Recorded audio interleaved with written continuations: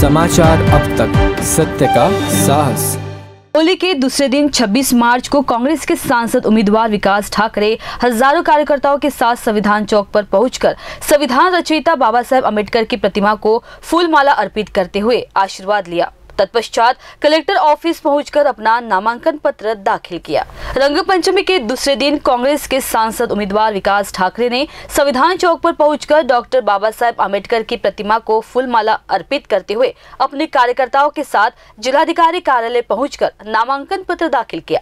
उनके साथ कांग्रेस के नाना पटोले, सतीश चतुर्वेदी, अनीस अहमद, पूर्व सांसद विलास मुत्तेमवार समेत कई कांग्रेसी नेता दिखाई दिए। पत्रकारों से बात करते हुए विकास ठाकरे ने कहा कि नागपुर का विकास कांग्रेस के शासनकाल से ही किया जाता आ रहा है। विकास आज जो शहर की स्थिति है वह कांग्रेस के शासन काल की ही देन है। मेट्रो से लेकर उड़ान पुल तक सभी योजनाएं कांग्रेस के समय की है। पिछले 10 सालों में जो मोदी सरकार ने जो देश को खराश करने का काम किया है, इस देश की लोकशाही, ये देश के विरोधी पक्ष खत्म करने का काम किया है। कई लोगों को जेल में डाला है, कई लोगों को पकड़कर सरकारें गिराई है और ये नंगा नाच पूरा देश की जनता अपने आँख से देख रही है, जिन्होंने 10 साल पहले मोदी सरकार को यहाँ पर दिखाया और संवैधानिक संस्था का गैर वापर कर विरोधी पक्ष पर अटैक करके कोई विरोधी पक्ष नहीं रहेगा, सिर्फ मैं अकेला रहूंगा। इस भूमिका में नरेंद्र जी मोदी है और सारे देश की जनता इनके खिलाफ है। सारे देश के पक्ष एक साथ लोकशाही बचाने के लिए, संविधान बचाने के लिए ये चुनाव लड़ रहे हैं। ये विचारधारा का चुनाव है।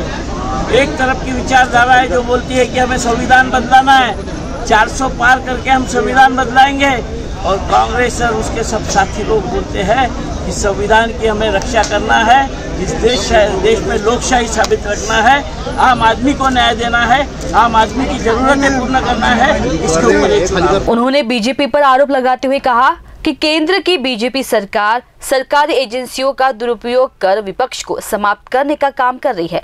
हम देश के लोकतंत्र एवं संविधान को बचाने के लिए लड़ाई लड़ रहे हैं। जो भी जनप्रतिनिधि चुनकर आएगा, 10 साल पहले इस नागपुर में 4 बार सांसद विलास मुत्तेमवार साहब थे। विलासराव जी देशमुख राज्य के मुख्यमंत्री थे। मैं भी इस शहर का उस जमाने में मेयर रहा करता था। इस शहर में विकास की शुरुआत किसने की? 350 करोड़ के IRDP की योजना इस शहर में लाके यह सुंदर शहर बनाया। टॉप 10 सिटी में इस शहर का नाम आया। मुत्तेमवार साहब ने मियान का पाया भरने की, मेट्रो की सिर्फ 10 साल में नहीं हुआ है। और 10 साल में अगर कोई करता है, जो भी जनता जनप्रतिनिधि को चुन के देती तो उसका कर्तव्य रहता है कि उसको जो अधिकार प्राप्त होता है उस अधिकार के माध्यम से अपने मतदार संघ का विकास करे। नहीं तो फिर जनता चुन के काहे के लिए देगी, या ये पार्टी का हो या वो पार्टी का हो। इसी के 10 साल में नहीं हुआ है। इसकी नींव कांग्रेस ने रखी है। कांग्रेस ने सब ला के रखने के बाद 10 साल में इन्हें जो भी किया होगा तो उसका क्रेडिट लेने का काम। ये तो आज़ादी भी हमने दिलाई बोलते।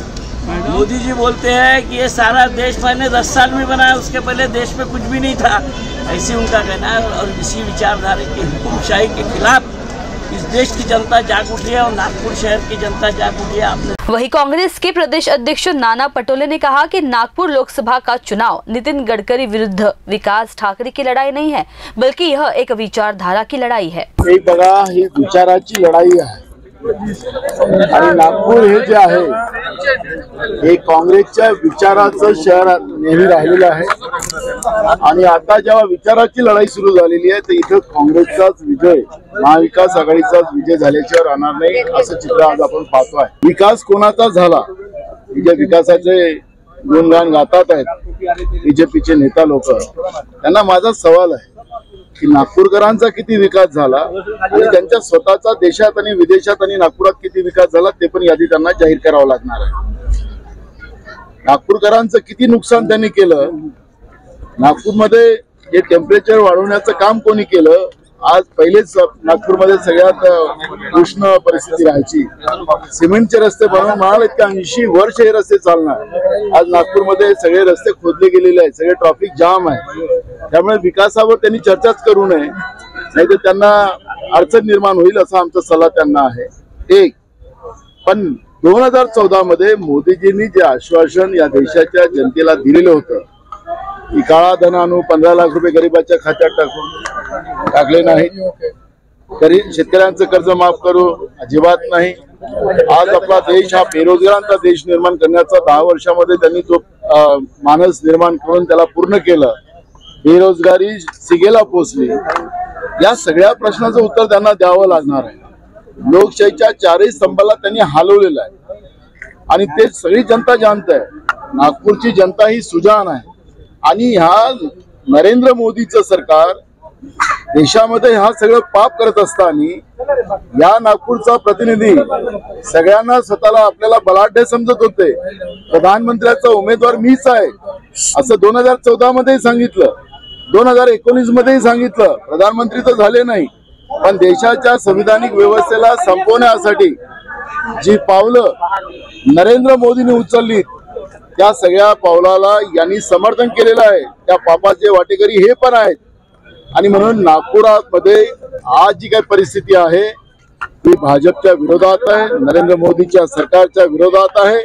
मिहान वगैरे सगळे प्रश्न निघणार आहेत विकासामध्ये. विकासावर चर्चा त्यांनी करूच नाही, माझा सल्ला आहे त्यांना. केला तर त्याचं उत्तर आमच्याकडे आहे. सगळे देशात विदेशात नागपुरात काय काय विकास झालेला कोणाचा तो आमच्याजवळ सगळी माहिती आहे. त्यामुळे विकासावर आलंच नाही पाहिजे असा सल्ला आमचा आहे त्यांना. पण तरी सुद्धा आणली चर्चा, विचारावर चर्चा आणावी. काय संघाने काय भाजपनी काय या देशावर 10 वर्षामध्ये या व्यवस्थेला कसे तिनतेरा वाजवले त्या सगळ्या विषयावरची चर्चा आम्ही करू. आणि भाजपला कशासाठी मतदान करायचं? महागाई कमी केली, बेरोजगारी संपवली, शेतकऱ्यांना न्याय दिला, असं कुठलंही चित्र आज नाही. उलटी गरिबी या देशात वाढवली आणि मुठभर लोकांना श्रीमंत केलं. GST सारखा कायदा आणून या देशामध्ये सर्वसामान्याला लुटून आपल्या मित्रांना पोचणारं हे सरकार जे आहे नरेंद्र मोदीचं आणि भाजपचं, त्याला आता जनता परास्त केल्याशिवाय शांत बसणार नाही. आणि म्हणून ही लढाई आपण मगाशी म्हणत होतो गडकरी वर्सेस विकास ठाकरे, ही लढाई ती नाही आहे. ही अन्यायाच्या विरोधात काँग्रेस आणि महाविकास आघाडी इंडिया अलायन्स ही लढाई लढते आहे आणि या लढाईमध्ये इंडिया अलायन्सचा विजय होणार ये निश्चित है। नामांकन के बाद राजनीतिक दलों ने अपना प्रचार अभियान शुरू कर दिया है। अब देखना है कि शहर की जनता किसे अपना समर्थन देती है। यह तो आने वाले 4 जून को ही पता चलेगा। समाचार अब तक न्यूज के लिए के देव सोनी की रिपोर्ट, नागपुर।